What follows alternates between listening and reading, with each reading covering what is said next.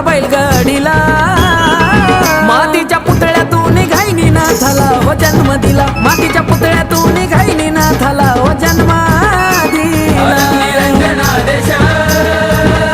बालक निरंजनादेश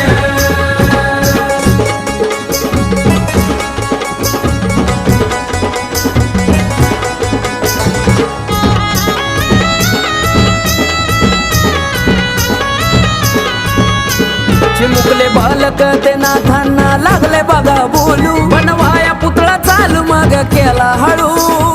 हळू